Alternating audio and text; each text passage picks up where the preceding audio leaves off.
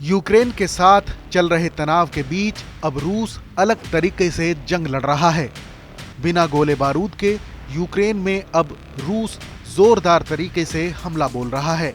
रूस के कुछ टैंक और सैन्य वाहनों के यूक्रेन सीमा से लौटने के बाद भी दोनों देशों के बीच तनाव बरकरार है।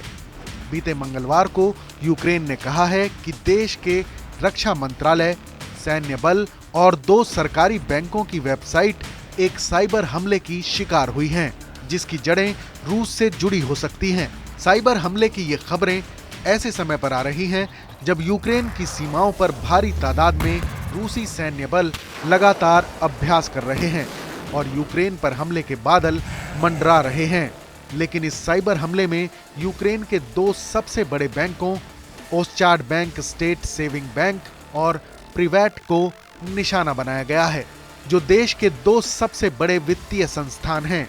हालांकि बीते मंगलवार को बाद में दोनों वेबसाइटों की सेवाएं बहाल हो गई हैं, लेकिन इस बीच सैन्य वेबसाइटें भी कई घंटों तक ठप रहीं। वहीं रक्षा मंत्रालय की वेबसाइट पर एक एरर मैसेज देखा गया है, जिसमें लिखा था अंडरगोइंग टेक्निकल मेंटेनेंस। लेकिन इस विषय पर अमेरिकी अधिकारियों का कहना है कि रूस उनके मुल्क के भीतर अपना प्रोपेगेंडा फैला रहा है।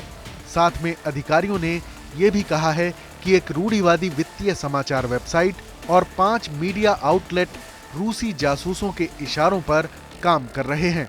तनाव के हालात के बीच अमेरिका ने कहा है कि उसने अभी तक रूसी सैनिकों को यूक्रेन की सीमा से पीछे हटने के दावे की पुष्टि नहीं की है। मीडिया रिपोर्ट्स में बताया जा रहा है कि रूस ने बीते मंगलवार को यूक्रेन की सीमा के पास से सैनिकों की यूनिट को पीछे बुला लिया है।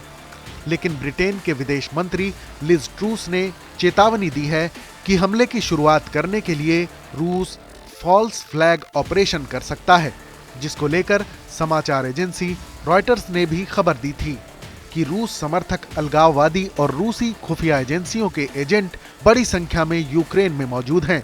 वो हमले के दौरान रूसी सेना की मदद कर सकते हैं। ब्रिटिश विदेश मंत्री ने कहा कि अगर रूस को विश्वास बढ़ाना है तो उसे यूक्रेनी सीमा से अपने सभी सैनिकों को हटाना होगा। इसी से निश्चित हो सकता है कि रूस यूक्रेन पर हमला करने की कोई योजना नहीं बना रहा है। इस पर ब्रिटिश खुफिया एजेंसी ने बताया है कि रूस और अधिक हमलावर सैनिकों को यूक्रेनी सीमा के करीब तैनात कर सकता है। और नाटो के महासचिव जेन्स स्टोल्टेनबर्ग ने भी कहा है कि उन्होंने यूक्रेनी सीमा पर रूसी सैनिकों की संख्या में कोई कमी नहीं देखी है। वहीं रूसी राष्ट्रपति पुतिन ने जोर देकर फिर कहा है कि हम युद्ध नहीं चाहते हैं, इसी वजह से हमने बातचीत का प्रस्ताव रखा है। इस खबर पर अपनी राय जरूर बताएं। देश और दुनिया की तमाम बड़ी खबरों के लिए देखते रहें TV9 डिजिटल।